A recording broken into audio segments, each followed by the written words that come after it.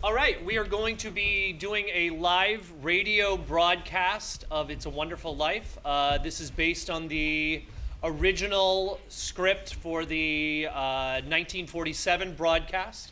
At that time, when you released a big movie in Hollywood, often you would use the same actors and create a live broadcast of the shortened version of the film.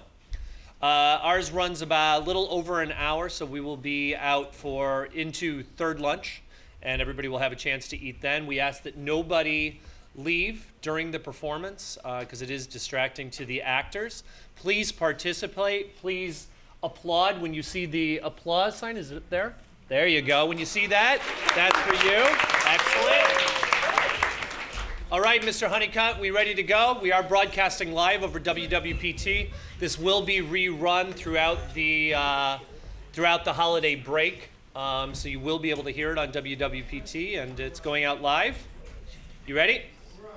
Okay, and we are live in 5, 4, 3.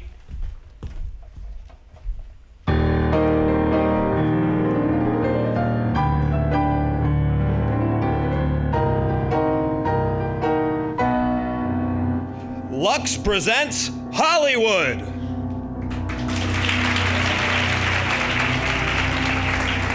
Lever Brothers Company, the makers of Lux Toilet Soap, bring you the Lux Radio Theater production of It's a Wonderful Life, in collaboration with Staples Players and WWPT Radio. Ladies and gentlemen, your host, Annie Cooperstone. Greetings from Hollywood, ladies and gentlemen. Today we bring you one of the season's most inspiring hits. Yes, It's a Wonderful Life. It's a Wonderful Life is the drama of a typical American. It might be you, it might be me. He dreams of glory, he lives in hope, he loves and doubts, and only Providence puts a final value on his service to humanity.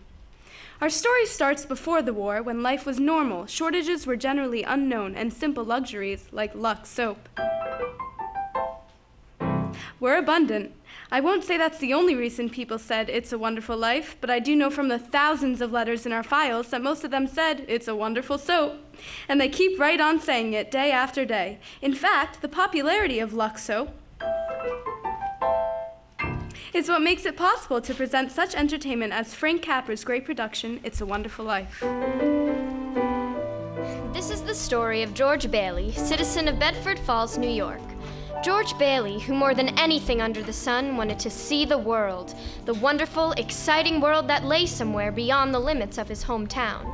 Oddly enough, this story does not begin in Bedford Falls. In fact, it doesn't begin anywhere in the world. It begins in heaven, where the superintendent of angels has just summoned an apprentice angel named Clarence. Oh, I'm really going down to earth, sir? Oh, how splendid! Yes, there's a very discouraged man down there, Clarence. George Bailey. There are an awful lot of people praying for him tonight. Listen. I owe everything to George Bailey. Please help me. Help my friend, Mr. Help Bailey. my son George tonight. He never thinks about himself, God. That's why he's in trouble. George is a good guy. Give him a break, I God. love him, dear Lord.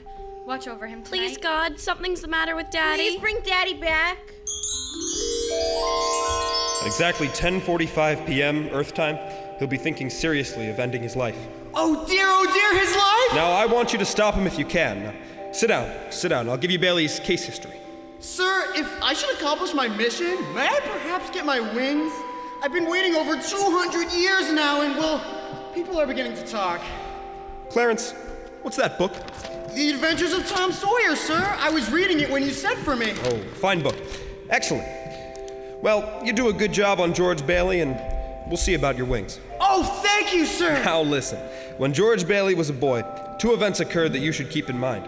One was when his younger brother Harry fell through the ice and almost drowned. George saved him. Brother fell through the ice. George saved him. Ever since, George has had a bad ear. All that icy water, you understand. Bad ear, yes, sir! The other event came a few months later. George used to work after school in Gower's drugstore. One day, Mrs. Gower's only son died of influenza. It was a terrible blow, and poor Mrs. Gower tried to lose her grief in whiskey. Where you been, George? Miss Blaine's called twice. What happened to her prescription? You lost it, didn't you? No, Mrs. Gower, here it is. Why, you're good for nothing. Don't you know the Blaine girl's very sick? Mrs. Gower, my ear! You're hurting my sore ear! I'll teach you, you loaf, you lazy brat! Mrs. Gower, you don't know what you're doing. You put something wrong in those capsules. Shut up!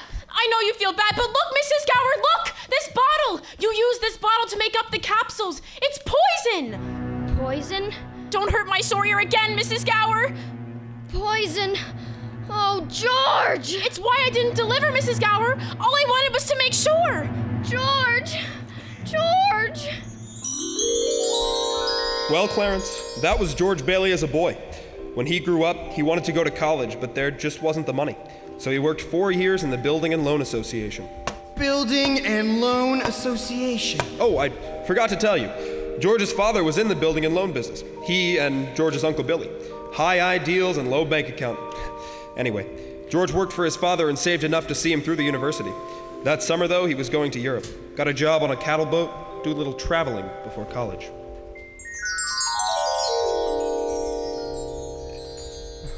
Boy, oh boy, oh boy. It's hard to realize it's my last night in the Bailey boarding house. Oh, my lands, my blood pressure. Hey, Pop, can I have the car? I'm gonna take over a lot of plates and things to the dance. What plates, Harry? Oh, Mom, I'm chairman of the Eats Committee, and we only need a couple dozen. Oh, no, you don't, Harry, now. Not my best china. Oh, let him have the plates, Mother. We're sure going to miss you, George. I'm gonna miss you too, Pop. Hey, well, what's the matter? You look tired. Oh, your father had another tussle with old Henry Potter today. Oh, I thought when you put him on the board of directors you'd ease up. So did I. I just can't understand a man like Mr. Potter. He can't begin to spend all the money he has. I guess Potter owns everything he wants in Bedford Falls except our building and loan.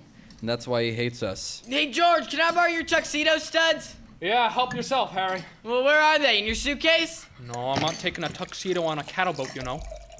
Say, where'd you get that suitcase anyway?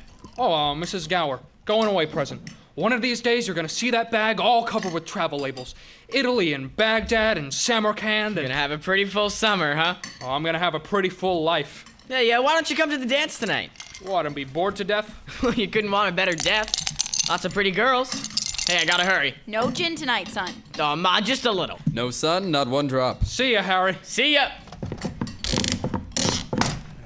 I wish we could send Harry to college with you. Oh, we've got that all figured out now, Pop. He'll take my job at the building and loan, work 4 years like I did, then he'll go. He's pretty young for that job. Well, no younger than I was. Maybe you were born older, George. Huh? George, when you get out of college, your father wants to know if you'd come back to the building and loan. Oh, no, now, Ma, I just couldn't. I couldn't face being cooped up for the rest of my life in a shabby little office. Oh, I'm sorry, Pop. I didn't mean that, but it's just this business of nickels and dimes. I'd go crazy. I want to do something big, something important. In a small way, we are doing something important, George. In that shabby little office, we help people figure out how to own their homes. I know, Pop. I wish I felt that, but I just feel like if I didn't get away, I'd bust. Yes. Yes, you're right, son. You see what I mean, don't you, Pop? This town is no place for any man unless he's willing to crawl to Potter. You've got talent, son. You get yourself an education and get out of here. Oh, Pop. Pop, you want a shock? I think you're a pretty great guy. You too, Ma. Well, thanks, George. Thank you, Georgie. Look, why don't you go over to Harry's dance? You'll have a good time. Well, I don't know. Maybe I will drop in. Maybe I will at that. So George Bailey went to a dance. Is that important, Joseph? Why, it was the dance that he met Mary Hatch. Oh! And 3 hours later, he was walking her home. George and Mary were feeling pretty good, Clarence. As a matter of fact, wonderful. Buffalo gals, can't you come out tonight? Can't you come out tonight? Can't you come out tonight? Buffalo gals, can't you come out tonight? And dance by the light of the moon. Hot dog! Beautiful. Boy, just like in Oregon. At least. Gee whiz. You know something? If it wasn't me talking, I'd say you were the prettiest girl in town. Well, why don't you say it? I don't know. Maybe I will. How old are you anyway? 18. 18? Why, it was only last year you were 17. Too young or too old? Oh no, just right. Sort of fits you. Hey, look where we are. Oh, the old Granville house. Yeah, I gotta throw a rock. Oh, no, don't. I love that old house. Don't you know about deserted houses? You make a wish, then you throw a rock. George, but it's such a lovely old place. I wish I lived there. In there? I wouldn't live in there as a ghost. Now, watch this. Here we go. How about it, huh? Pretty good shot, huh? Broke a window, huh? What'd you wish, George? Oh, I don't know. Not just one wish. A whole hatful. Mary, I'm shaking the dust off this crummy town off my feet, and I'm gonna see the world. Italy, Greece, the Parthenon, the Colosseum, and then I'm coming back here to go to college and see what they know. And then I'm gonna build things. I'm gonna build airfields and skyscrapers 100 stories high and bridges a mile long, and... What, are you gonna throw a rock? Hey, that's pretty good. What'd you wish, Mary? Oh, no. Come on, tell me. If I told you, it might not come true. What is it you want, Mary? What do you want? You want the moon? Just say the word and I'll throw a lasso around it and pull it down. Hey, that's a pretty good idea. I'll give you the moon, Mary. I'll take it. And then what? And then what? Well, then you could swallow it. And it'd dissolve like aspirin, you know? And the moonbeams that shoot out of your fingers and the ends of your hair and the do you think I'm talking too much? Yes! Why don't you kiss her instead of talking her to death? How's that? Youth is wasted on the wrong people. Hey, just a minute, lady. Hey, you come on back and I'll show you some kissing that'll... George! Hey, Uncle Billy, look, I'm gonna kiss Mary, watch. George, get in the car, quick! Your father's had a stroke! What? George, hurry! Well, George's father died that night, Clarence. So, of course, George couldn't go to Europe. But that fall, just as he was ready to leave for college, the directors of the building and loan had a meeting. They were going to appoint a successor to Mr. Bailey. A successor to our dear friend, Peter Bailey. What was that you said, Mr. Potter? I said, as long as Peter Bailey is dead, let's dissolve the building and loan. We don't need it. Now wait a minute. No, you wait a minute.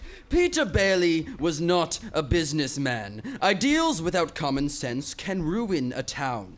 What do we get? A discontented, lazy rabble instead of a thrifty working class. Now, hold on, Mr. Potter. I meant no disrespect, George. Now, wait a minute there.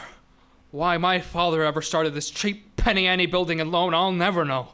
But just remember this, Mr. Potter, that this rabble you're talking about, they do most of the working and paying and living and dying in this community. Well, is it too much to have them work and pay and live and die in a couple of decent rooms and a bath? Anyway, my father didn't think so. People were human beings to him, but to you, a warped, frustrated old man, they're cattle. Well, in my book, he died a much richer man than you'll ever be. I'm not interested in your book. I'm talking about the building and loan. You're talking about something you can't get your fingers on and it's galling you. That's what you're talking about. Well, this town needs this measly one-horse institution, if only to have some place where people can borrow dollars without crawling a Potter. Now, come on, Uncle Billy. What happened, George? Yeah, all we heard was a lot of yelling. Boy, oh boy, you should have heard, George! Yeah, they're in there voting us out of business. Who cares? I can get another job. I'm only 41. 45. Will you get out of here, George? You missed your boat trip. You want to miss college, too? George, we just voted Potter down. We're still in business. Whoopee! We're still in business! We're still in business! But there's one condition, George. They've appointed you to take your father's place. Appoint me? But I'm going to college. Look, this is my last chance. Uncle Billy, he's your man. George, you've got to take it. They'll vote with Potter otherwise. They said so. They even... I know George Bailey didn't go to college. Well, that's right, Clarence. He gave his college money to Harry. Harry went instead. Yeah, but what happened to that good-looking girl, you know, Mary? Oh, George saw her now and then. Not very often, though, because Mary went away to school, too. Anyway, George waited 4 years more for Harry to come back and take over the building and loan. He could still see the world. He planned to work in the oil fields of Venezuela. Except when Harry came home on the train, he wasn't alone. There was a girl with him, his wife. There's the professor now, old Professor Phi Beta Kappa Bailey, all-American. Well, if it isn't old George Geographic Explorer Bailey. What, no husky dogs, no sled? Uncle Billy, you haven't changed a bit. Nobody ever changes around here, you know that? Oh, am I glad to see you. Say, where's Mother? She's home cooking the fat of the calf. Oh, come on, let's go. Oh, wait a minute. This is Ruth Dakin. Hello. Well, how do you do? Ruth Dakin Bailey, if you don't mind. Huh? Well, I wired you I had a surprise. Here she is. Meet the wife. Well, what do you know? Wife! Well, how do you do? Congratulations, congratulations. Harry, why didn't you tell somebody? What's a pretty girl like you doing marrying this two-headed brother of mine? Well, I'll tell you. It's purely mercenary. My father offered him a job. Oh, he gets you and a job? Well, Harry's cup runneth over. George, about that job. Ruth spoke out of turn. I never said I'd take it. You've been holding the bag here for 4 years, and I won't let you down, George. I would like to... wait a minute. I forgot the bags. I'll be right back. George. That's all Harry ever talks about. Ruth, what about this job? Oh, well, my father owns a glass factory in Buffalo. He wants to get Harry started in the research business. Is it a good job? Oh, yes, very. Not much money, but a good future, you know. Harry's a genius at research. My father just fell in love with him. And you did too. Uh-huh. Well, how about that? After Harry's wedding, George's mother sensed his disappointment.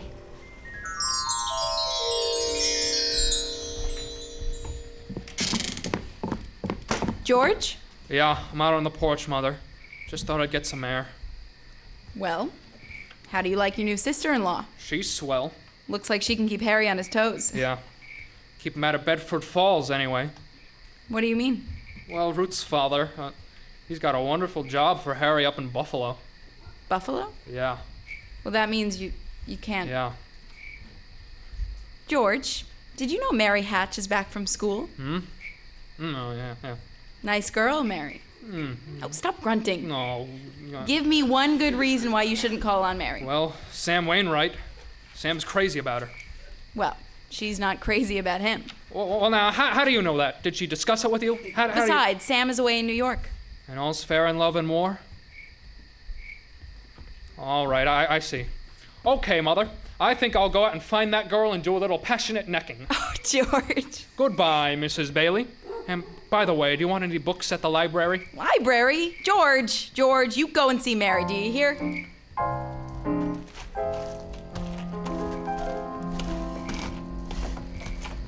George, is that you out there? Oh, hello, Mary. Well, are you coming in? Well, I just happened to be passing by. Oh, I thought you were picketing. How's that? Have you made up your mind? How's that? Have you made up your mind? About what? About coming in. Your mother just phoned. She said you were coming over. My mother just... I just happened to be passing by, that's all. Well? Well, all right. I'll come in for a minute. I didn't tell anybody I was coming over here. A fella can't even go for a walk without...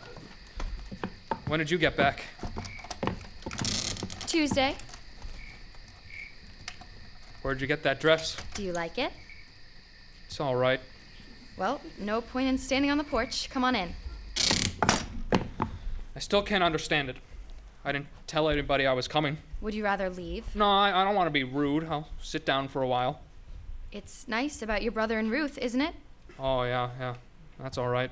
Don't you like her? Well, of course I like her. She's a peach. Oh, it's just marriage in general you're not enthusiastic about, No, marriage is all right for a lot of people. It's all right for Harry and Sam Wainwright and you.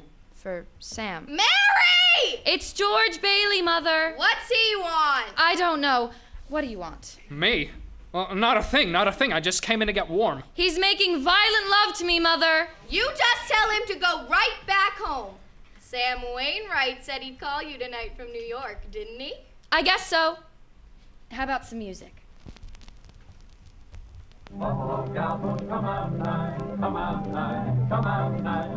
know, your mother needn't... You know, I didn't come to... What did you come for? I don't know. You're supposed to be the one who has all the answers. You tell me. Oh, why don't you go home? I don't know why I came in the first place. Good night. Good night. Mary! The telephone, Mary! All the way you're shouting, you'd think that... You'd think what? Mary! Oh, right. I'll get it. George, on your way out, would you mind shutting off the phonograph? Oh, I'd be very happy to. Doggone crazy song. Hello? Sam? Mary! Gee, it's good to hear your voice. How are you, Sam? Forgot my hat. Hee-haw! What? I was just talking to an old friend of yours. George Bailey. Old Mossback George? Old Mossback George. We'll put him on. I'll talk to him too. Wait a second. George? He doesn't want to speak to George. He does so. He asked for him. Did you call me? Because if you did, I'm in a hurry. Sam wants to talk to you. Oh. Hiya, Sam. Hey, a fine pal you are, trying to steal my girl? Well, what do you mean? Nobody's trying to steal anybody's girl. Here, Mary, take No, the phone. wait, George.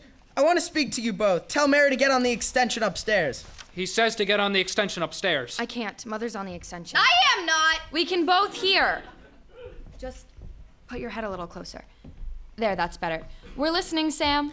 Well, I have a big deal coming up that's going to make us all rich. George, you remember that time you told me about making plastics out of soybeans? Soybeans. Yeah, soybeans. Well, my father's checked into it, see? And he's going to be putting up a big factory. How do you like that? Factory, huh? And here's the point, George. I may have a job for you. Unless you're still married to that broken down building and loan. Mary? You tell that guy I'm giving him the chance of a lifetime. You hear? He says it's the chance of a lifetime. Now you give me that phone. Here's George again, Sam. George! Now you listen to me, Mary. I don't want any plastics, and I don't want any job, and I don't want to get married ever to anyone. You understand that? I want to do what I want to do, and you're not going to trick me. And you're... Oh, Mary. Mary. George. Oh, Mary, darling. I love you, Mary.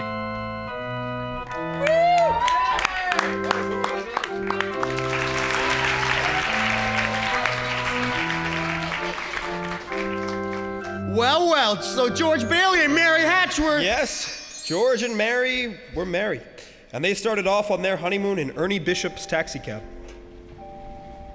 Hey, where are you two going on this here now honeymoon? We're going to shoot the works, Ernie. A whole week in New York, a whole week in Bermuda, the highest hotel, the oldest champagne, the hottest music, and the prettiest wife. So you're finally getting out of Bedford Falls, huh? Then what? Then what, honey? After that, who cares? Hey, you know what, Mrs. Bailey? I haven't kissed you yet. Hey, George. George, there's something funny going on over there. Look over there at the bank. It looks like a run. Hey, pull over there a minute, will you, Ernie? George, let's not stop. Please, let's go straight to the station. No, wait a minute. Better see what it is. I'll be right back. George, please. George!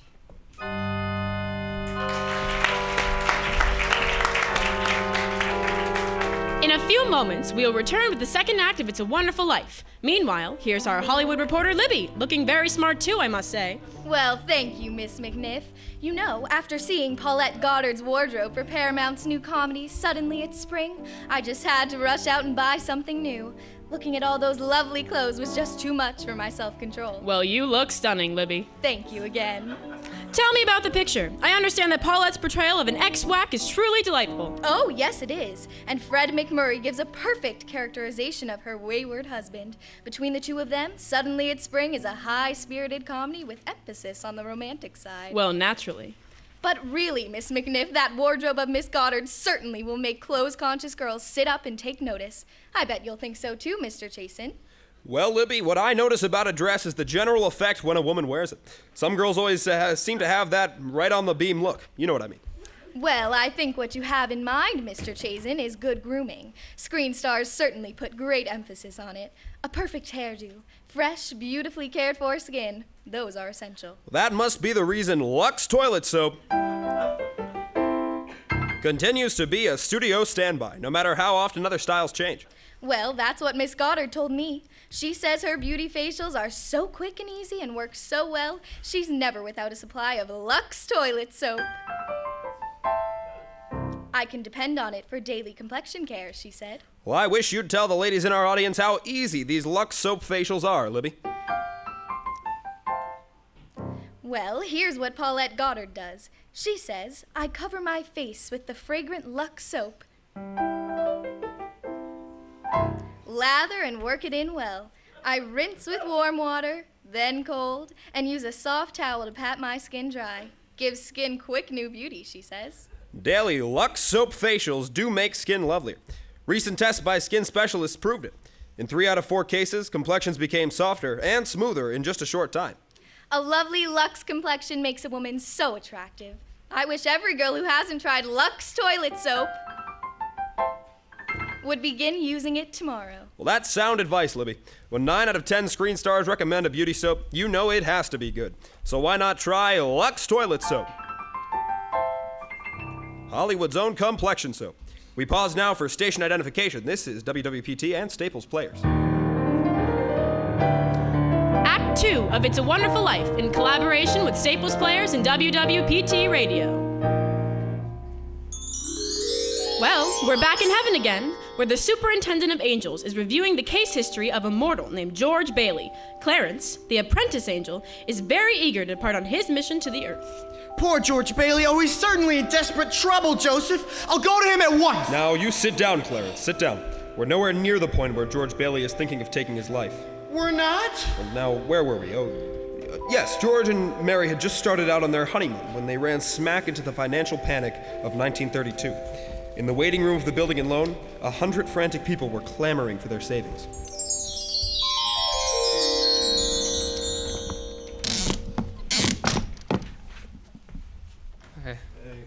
Hey, what's going on, Uncle Billy? Tilly, what's happened? All those people out there. This is a pickle, George. All I know is that the bank called our loan an hour ago. I had to hand over all our cash. All of it? Holy mackerel. The whole town's gone crazy. The bank's in the same spot we are. Our charter, too. What about our charter? Our charter said we have to stay open till 6 p.m. The state can take away our license if we don't. How can we stay open till 6 without any money? George, where are you going? Out to talk to those people. Come on. Now listen, folks, just a minute, please. How about our money, George? Where's our money? Wait a minute now, listen to me. You're all thinking this place all wrong. Your money's not here. What? Your money's in people's houses. It's in the Kennedy's house, and the McLaren house, and your house, and 100 others. Now, what are you going to do? Foreclose on them? I got $240 in shares. Now let me have it. All right, Floria. Now you'll get your money in 60 days. 60 days? Now look, that's what you agreed on when you bought your shares. I got my money. Old man Potter's taking over the bank, and he'll pay you 50 cents on every dollar. 50 cents? Yeah, cash. Well, what do you say? Now, Flora, you have to stick to your original agreement. Now, give us 60 days on this. Okay, Randall. Are you going to Potter's? Let's take our shares to Potter's. Half is better than nothing. Wait a minute, please, folks. I beg of you not to do this. If Potter gets a hold of your shares, he'll be owning this building and loan. He's got the bank, he's got the bus line, he's got the department stores, and now he's after us because he wants to keep you living in his shacks and paying the kinds of rent he decides to charge. Now, we can get through this thing all right, but we've got to stick together. We've got to have faith in each other. My husband's out of work. We need money. I got doctor bills to pay. I can't feed my kids on faith. Yeah, me too, Faith. How much do you need? We've still got some money. Hey, Mary. Here it is, George. You told me to hold on to it. Would have made a nice honeymoon. Bought furniture, too. Wait a minute, folks. Listen, I got $2,000. All right, Flora, how much do you need? $240. Now, Flora, just enough to tide you over. I said $240. Okay. Uncle Billy, give Flora $240. That'll close my account. Your account's still here. That's a loan. Okay, all right. Ed? I got $300 here, George. Oh, now, Ed, what'll it take till the bank reopens? What do you need? Well, I suppose $20. Now you're talking. Miss Thompson, how about you? But it's your own money, George. Never mind about that. How much do you want? I can get along with 20, all right. Good, $20. And pay it back when you can now. All right. Who's next?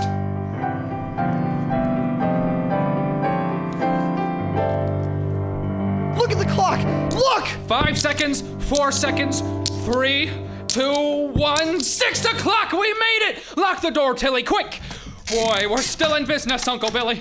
We even got $2 left. George, there's a call for you. Okay, and then call my wife, will you? She's probably over at Mother's. Mrs. Bailey's on the line. I don't want Mrs. Bailey. I want my wife. Oh, Mrs. Bailey, that's my wife. Give me the phone, will you?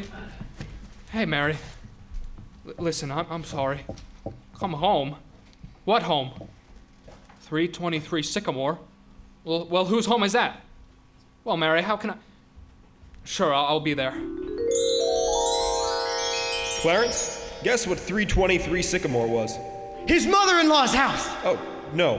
Number 323 Sycamore was the old Granville house. The one George threw rocks at and made wishes?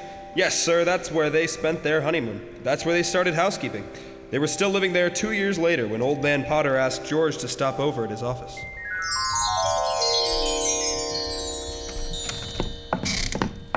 Sit down, George, sit down. Have a cigar. Thank you, sir. Quite a cigar, Mr. Potter. Oh, you like it? I'll send you a box. Well, I suppose I'll find out sooner or later, but just what exactly did you want to see me about? George, now that's just what I like so much about you.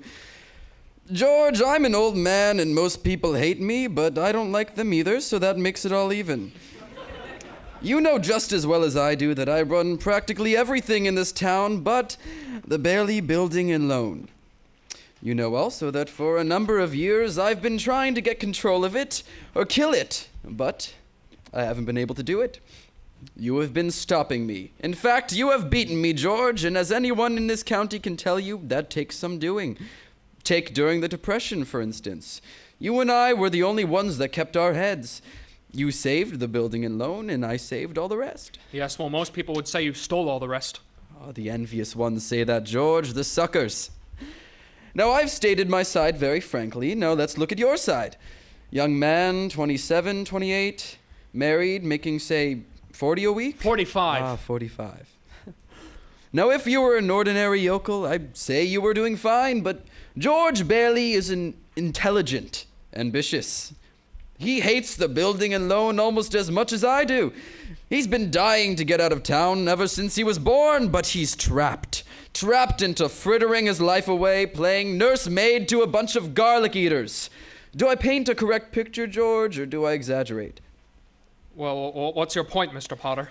My point is that you're the only man in town who's beaten me. George, I want to hire you. Manage my affairs. I'll start you off at $20,000. $20,000 a year? Are you sure you're talking to me? I'm George Bailey. Don't you remember me? The Building and Loan, remember? Yes. George Bailey, whose SIP has just come in, providing he has the brains enough to climb aboard. Well, what about the Building and Loan? Oh, confound it, man! I'm offering you a 3-year contract at $20,000 a year. Is it a deal or isn't it? No.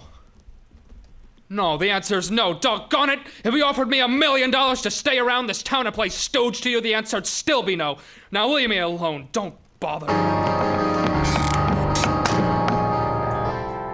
George, what did Mr. Potter want? Oh, it was nothing. He just wanted to talk and talk. Oh, gee, Mary Hatch, why in the world did you marry a guy like me anyway? To keep from being an old maid? I was going to see the world. I was going to build things. I was going to give you the moon. What have I given you? What have I given you? Not even a new dress. Not for months. Gee whiz, I feel awful. So do I. Mornings, especially. You could have married Sam Wainwright or anybody else in town. I didn't want to marry anybody else in town. I want my baby to look like you. I didn't even have a honeymoon, and I promised you that... You're what?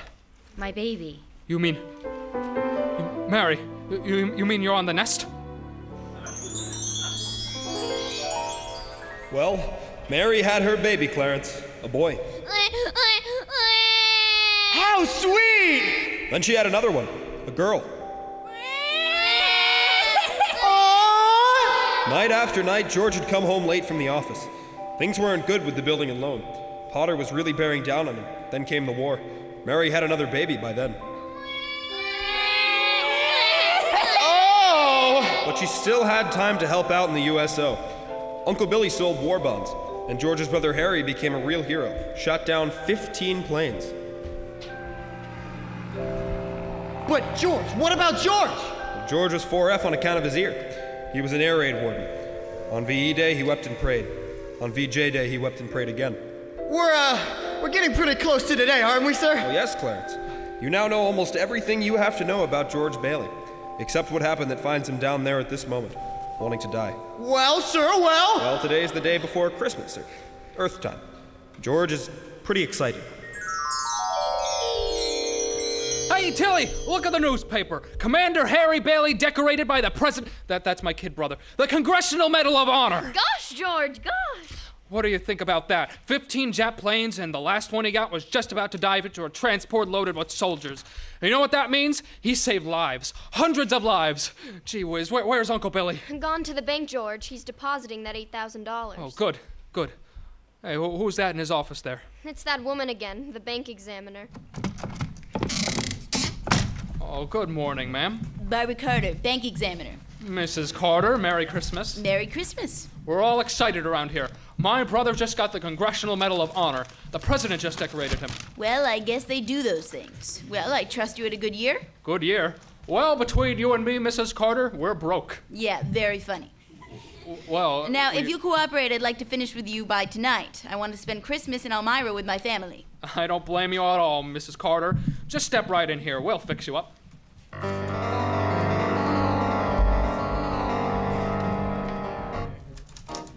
Well, Mr. Henry F. Potter, come to the bank to deposit some more loot, eh? Out of my way, you old fool. How do you like the news in the paper, Mr. Potter? Just can't keep those Bailey boys down now, can you? Let me see that newspaper. Here, sorry, can't chat, you old thief. Gotta make a deposit. Hey, Sophie, deposit slip, bank book, and a very Merry Christmas to you. You too, Mr. Bailey.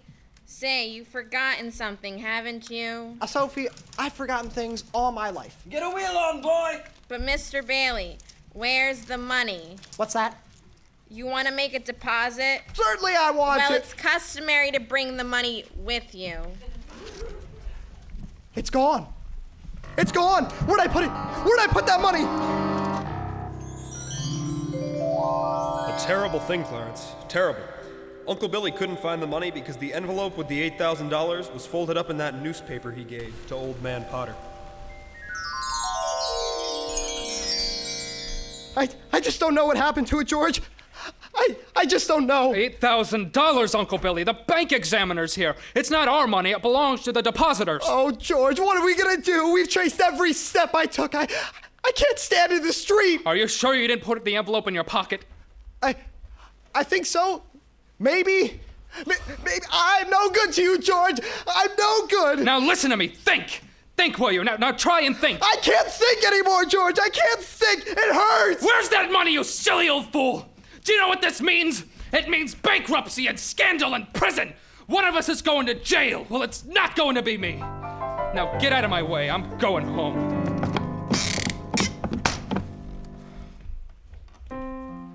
George, dear. What's wrong? You haven't said a word since you came home. With that banging on the piano, does she have to keep playing that same song over and over and over again? I have to practice for the Christmas party, Daddy. What is it, dear? Another hectic day? Yeah, another red-letter day for the Baileys. Dad, the Murphys got a brand new car. You should see it. What's the matter with our car? Isn't it good enough for you? I'm sorry, Dad. I only... Run upstairs, Petey, and see if Zuzu's all right. Okay, Mom. No, what do you mean, see if Zuzu's all right? What do you mean? Oh, she just caught a little cold coming home from school. She didn't button up her coat. Well, what is it? What do you mean, just a cold? George, the doctor says it was nothing serious. The doctor? There was a doctor here? Well, I thought he better look at her. It's this drafty old house. It's no wonder we don't have pneumonia. Might as well be living in a refrigerator. Why do we have to live here in the first place and stay around this measly, crummy old town? George, what's happened? Everything's happened. You call this a happy family? Why do we have to have all these kids? Daddy, how do you spell frankincense? I don't know how you spell it. Ask your mother. Where are you going? Upstairs to see Zuzu. Hello? Oh, thank you, Mrs. Welch. I'm sure she'll be all right. Who's that? Zuzu's school teacher. What?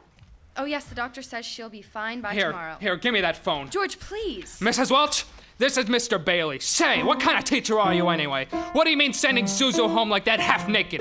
Do you realize she'll probably end up with pneumonia because of your stupidity? You know, maybe my kids aren't the best dressed kids in town, but at least... Hello? Janie, will you stop playing that lousy piano? Now cut it out! Stop it! George, for heaven's sake, what's wrong with you? I'm sorry, Mary. Janie, I'm sorry. I've just got to get out of here.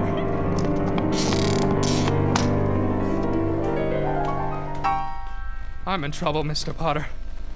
I need help. Through some sort of an accident, my company's short in their accounts. The bank examiner's up there today, and we've got to raise $8,000 immediately. Oh, so that's what the reporters want to talk to you about. The reporters? Oh, yes, they called me up from your building and loan.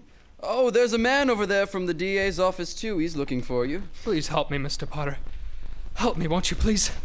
Can't you see what it means to my family? I'll pay you any sort of a bonus on the loan. Any interest. If you still want the building and loan, why, I could... George, could it possibly be that there's a slight discrepancy in the books? No, sir. There's nothing wrong with the books. I've just misplaced $8,000. I can't find it anywhere. You misplaced $8,000? Yes, sir. Have you notified the police? No, sir. I don't want the publicity. Harry's homecoming tomorrow. They're going to believe that one. What have you been doing, George? Playing the market with the company's money? No, sir. No, sir. I haven't. What is it? A woman, then? What? Not that it makes any difference to me, but why did you come to me? Why don't you go to Sam Wainwright and ask him for the money? I can't get a hold of him. He's in Europe. Well, what about your other friends? They don't have that kind of money, Mr. Potter. You know that. You're the only one in town who can help me. I see. I've suddenly become quite important. What kind of security would I have, George? You got any stocks?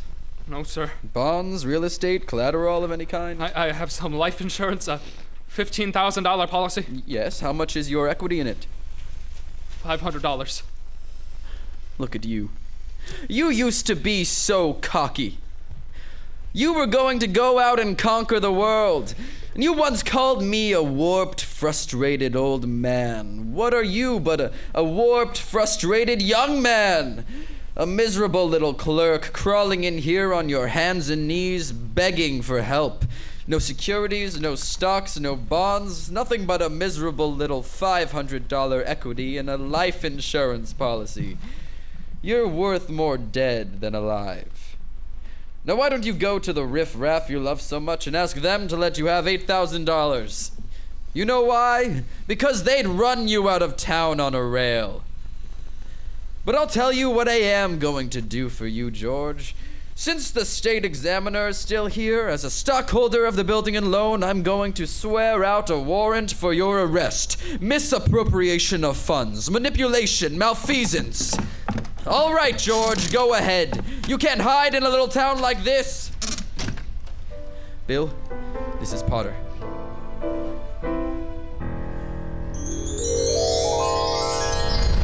And all the time, Potter had the $8,000 in his desk drawer. It's still there, Clarence. But where is George, sir? Where? Well, he went over to Martini's Cafe. He's had a couple of drinks, Clarence. He's just standing there, sort of in a daze.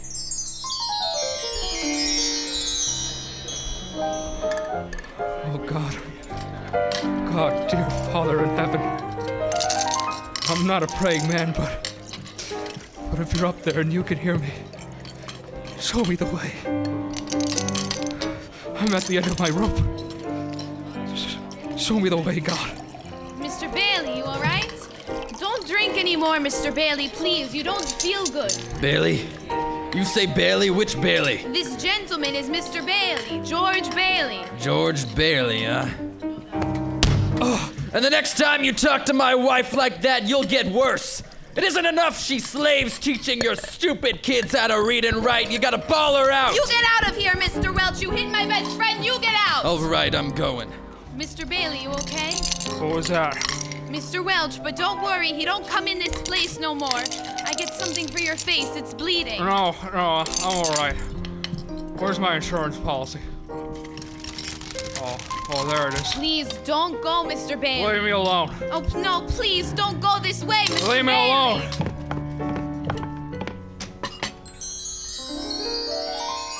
Well, George left Martini's Cafe 5 minutes ago, Clarence. He's at the river now, on the bridge, looking at the water. Are you ready, Clarence? All ready, sir! Very well. Save George Bailey's life, and you'll get your wings. My wings! Oh, thank you, Joseph! George! George! George Bailey! Get away from that press, George! George! George!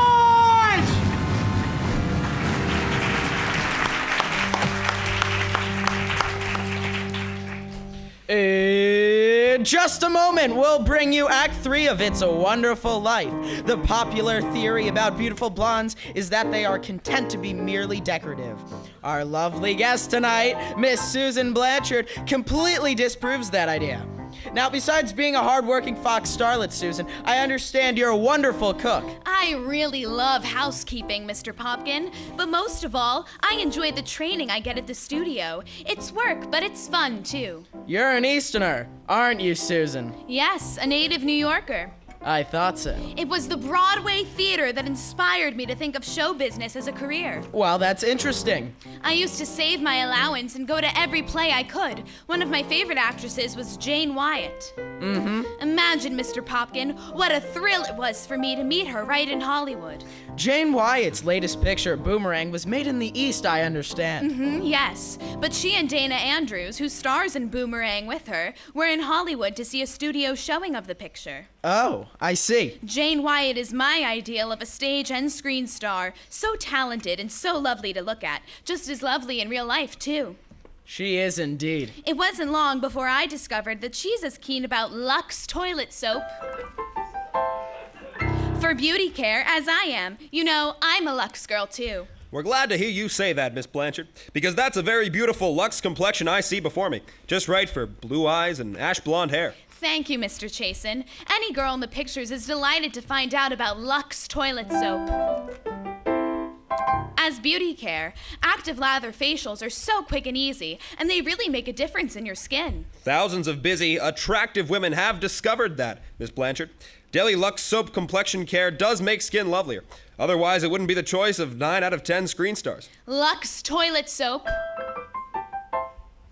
is all around beauty care for me. I use it as a bath soap, too. It has such a delightful perfume, leaves a lovely fragrance on the skin. Well, thank you, Miss Susan Blanchard. I hope our audience will be seeing that lovely Lux complexion of yours in a screen close-up one of these days. Now back to our producer, Josh Popkin. Act 3 of It's a Wonderful Life, presented by Staples Players and WWPT Radio.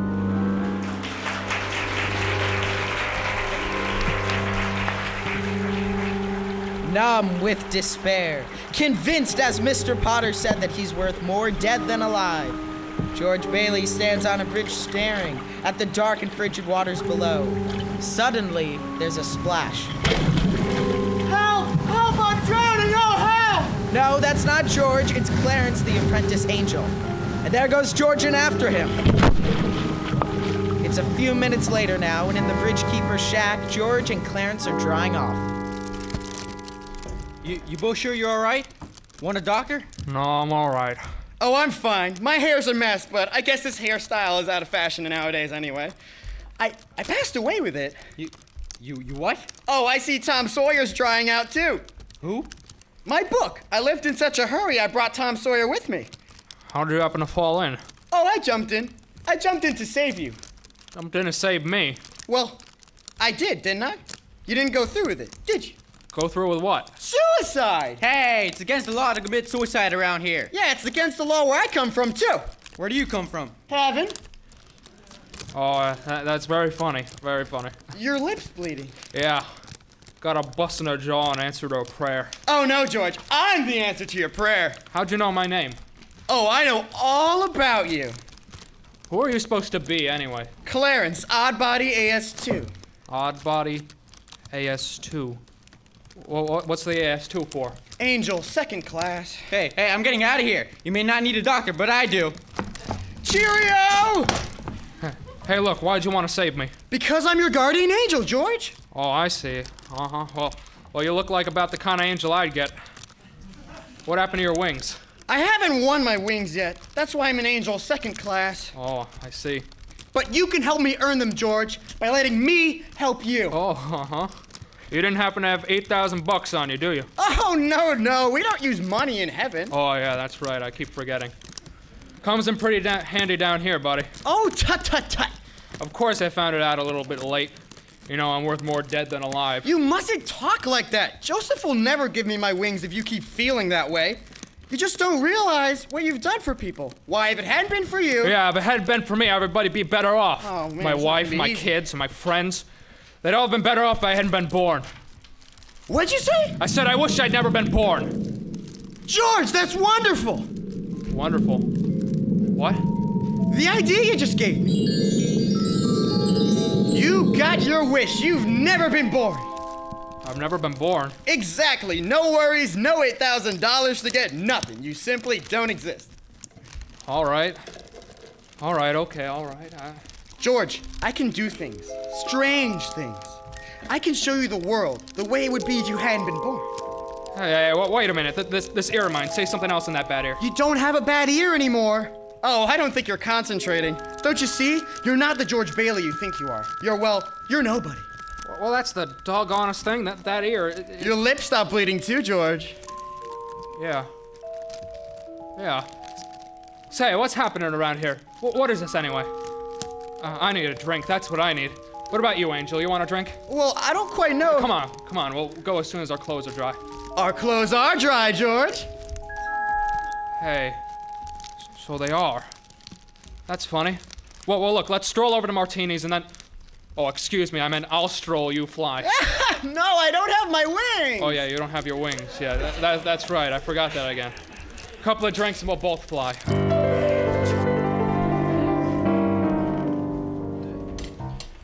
What do you fellas have? Hey, where's the boss? Where's Mrs. Martini? Look, wise guy, I'm the boss, see?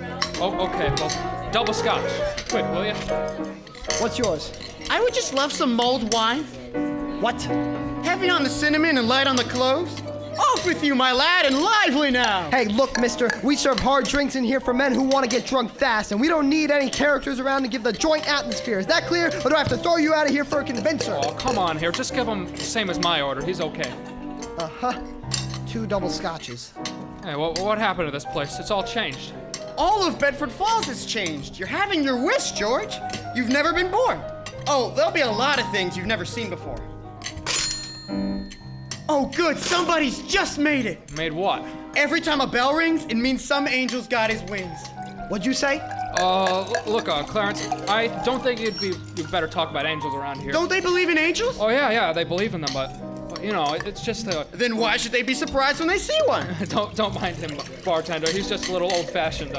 How old are you, anyway, Clarence? Well, next May I'll be 293. That does it! A couple of pixies, eh? Go, get, you hear? Get! Look, Nick, what's wrong? And that's another thing. Where do you come off calling me Nick? Well, Nick, that's your name, isn't it? What's that? Well, what's that got to do with it? I don't know you from a damn hole in the ground.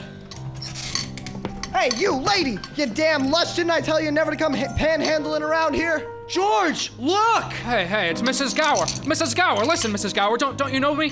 This is George Bailey. You buy me a drink, mister? Just one drink, will you, mister? Pinky, throw the lush out! Oh, no, Get her out of here! Hey, bartender, that's Mrs. Gower, the drunk. No!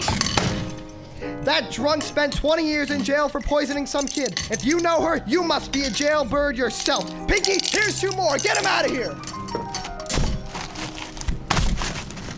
Get up, George. It's a good thing you threw us in this snowbank, huh? Where's Mrs. Gower? Mrs. Gower doesn't know you, George. You see, you weren't there to stop her from putting poison into that prescription. What do you mean I wasn't there? Look, tell me, what are you, a hypnotist? George! Well, why am I seeing all these strange things? Don't you understand? It's because you were not born! And if I wasn't born, who am I? Nobody! You have no identity! What do you mean, no identity? No papers, no cards, no driver's license, no 4F card, no insurance policy. Zuzu's bell. What? Zuzu's bell. I bought my little girl a bell to hang on the Christmas tree, and I forgot to give it to her, and I got it in my... It's gone. It's gone, too. Everything's gone. But you've been given a great gift, George. A chance to see what the world would be like if you'd never been born. You're crazy. You're crazy as a bedbug, and you're driving me crazy, too. Now, look, I'm going home to my wife and family. You understand that? And I'm going home alone. Better not leave him alone, Clarence. Keep following him. Joseph! Oh, I'll stay near him, sir. Poor George. He's seeing Main Street now. The way it would be if he hadn't lived. The thing that's really shocking him, sir, is the building and loan office. Guess what's there now? A pawn shop. What's he doing? Can you see? He's talking to Ernie Bishop, the taxi driver. He wants to go home. You better tag along, Clarence. Oh, I will, sir. I will. Come on, step on it, Ernie. Get me home. I'm off my nut. Where do you live, buddy? Oh, doggone it, Ernie. Don't you start pulling that stuff on me. 323 Sycamore. 323 Sycamore? Yeah, hurry up. Zuzu's sick. Okay, buddy. Hey, look, Ernie. I don't know what's happening. I'm going crazy or something. I must have had some bad liquor. Now look, tell me this now. You're Ernie Bishop, right? And you live with your wife and kid down in... You see my wife? Seen your wife? I've been to your house 100 times. We built it for you, didn't we? Look, bud, my wife took the kid and ran away 5 years ago, and I ain't seen you before in my life, see? Okay, Ernie. Okay, just step on it. Get me home. Mary! Mary, where are you? Janie! Petey! Zuzu! Zuzu, where are you? This is just an old abandoned house, George. You have no wife, no children. Where are they? What have you done with them? There you are, Bert. Crazy, just like I told you. All right, up with your hands. Oh, Bert! Bert the cop, thank heaven you're here. Now look here, why don't you be a good fella and I'll take you to a doctor? Bert! Now, Bert, listen to me. What's the matter with you guys? Now listen, it's that fellow over there. He's an angel. He says he's an angel. He tried to hypnotize me. I hate to use my nightstick, but I guess Ow! Run, George, run! He can't hit you while I'm biting him! Ow! George, run! My teeth aren't what they used to be! Joseph, help! Joseph, Joseph! Where'd they go, Ernie? Where'd they go? I don't know. They just disappeared. Clarence! Oh, Joseph, I hope you don't mind me calling on you like I did. It was very irregular, Clarence. You're by yourself again? Where's George? He's at his mother's house, sir. I mean, you'd better find him right away. Oh, and stop fighting policemen, Clarence.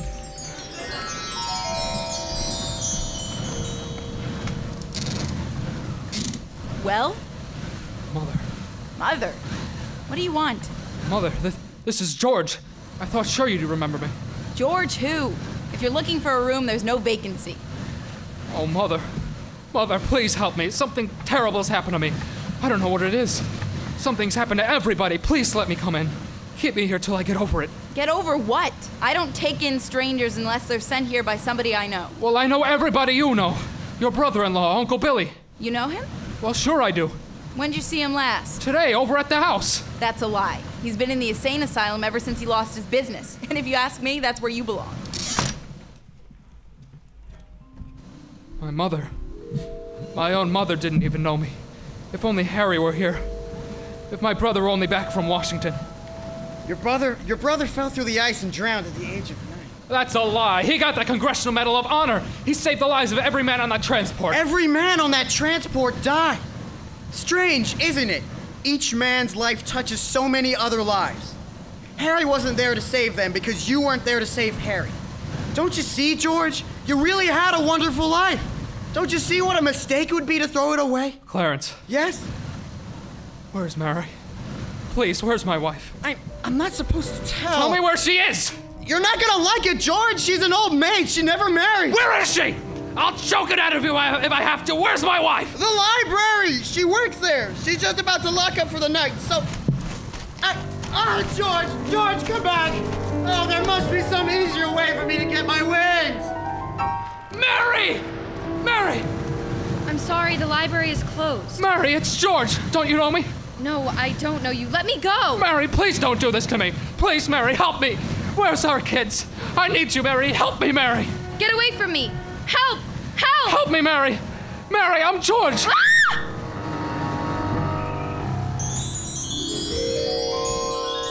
Clarence! Oh, where is he, Joseph? Where's George? I'm afraid I've lost him, sir. You knew you shouldn't have let him try to see Mary? Now they're after him? A mob? They think he was trying to hurt her? Joseph, I won't even get one wing, will I? You have one more chance, Clarence.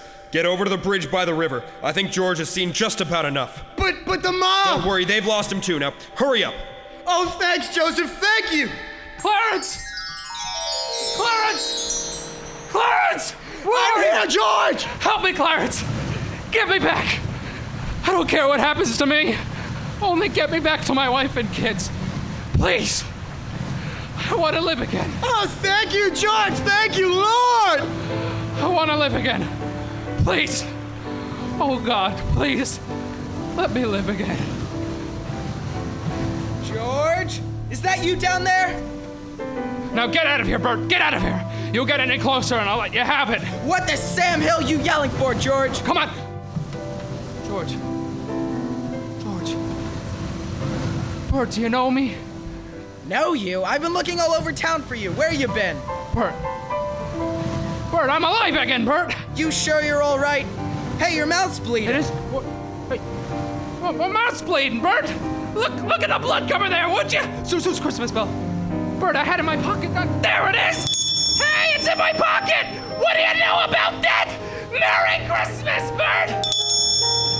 Well, Merry Christmas. Get in the car, I'll drive you home. Oh, you will, Bert? Oh, we'll do that and turn the sirens wide open, huh? Merry Christmas, Bedford Falls! Merry Christmas, old building and load! Merry Christmas, Mr. Potter! Yippee! What's with all these people, these reporters? Well, Merry Christmas, reporters! Hey, Mrs. Bank Examiner, Merry Christmas! Mr. Bailey, there's a deficit. I know, $8,000, I'll bet, huh? George, I've got a little paper. I'm sorry. I'll bet it's a warrant for my arrest. Isn't that wonderful? Merry Christmas! Oh, where's Mary, you know? Oh, look at this wonderful old drafty house. Isn't it wonderful? Have you seen my wife? Where's Mary? Look at Daddy! Kids! Oh, Pete, Janie, Tommy. Oh, I could eat you up. Where's your mother? She went looking for you, Daddy, with Uncle Billy. Daddy! Zuzu, my little ginger snap, how do you feel? Fine, Daddy. Not a smidge of temperature. Not a smidge of hallelujah! George, darling! It's Mommy! Mary! Home. Mary! George, darling, where have you been? Oh, George. Mary, just let me touch you. Oh, you're real. Oh, you have no idea what's happened to me. You have no idea what's happened either. They're on their way here. Oh, who's on their way? Oh, the police department, the FBI, the National Guard? Oh, I'm alive again, Mary. Oh, listen, Mary, I'm alive again. Oh, yes, darling, yes. Don't move, I hear him now, George. It's a miracle. It's a miracle. Oh, what is it, Mary? What's going on here? We're all ready, Uncle Billy. Come in, everybody. George! Look! Just look, George! Uncle Billy. Money, George! A laundry basket filled with money! Money for you! Mary did it, George! Mary! I don't understand. What money? People heard you were in trouble, darling. These people, your friends, they've collected this money for you, the $8,000. Charlie. Wait, there's Mrs. Martini and Mrs. Gower. Hey, how are you? Mrs. Gower, Mrs. Thompson, Ed, Ernie, Tom, everybody. None of us would have a roof over our head if it wasn't for you, George. Gosh, this is wonderful. Hey, Mary, look who's coming in. Mother. Hi, Mother. Hey, and Harry. I got Mary's telegraph, George. I flew in as fast as I could. Hey, everybody, a toast. How about a toast? Good idea, Bert. A toast to my big brother, George, the richest man in town. Daddy, my Christmas bell. You didn't forget? Forget? Here, honey. Here's your bell. Darling, what's this on the table here? What's this book? The Adventures of Tom Sawyer. Well, look, there's something written in it. Dear George, remember, no man is a failure who has friends. Thanks for the wings. Love, Clarence. Clarence? Yep, he's a very dear friend of mine. Daddy, Mrs. Welch says every time a bell rings, an angel gets his wings. That's right, Susan. That's right. That's right. Attaboy, Clarence. Attaboy, Clarence. Happy landings.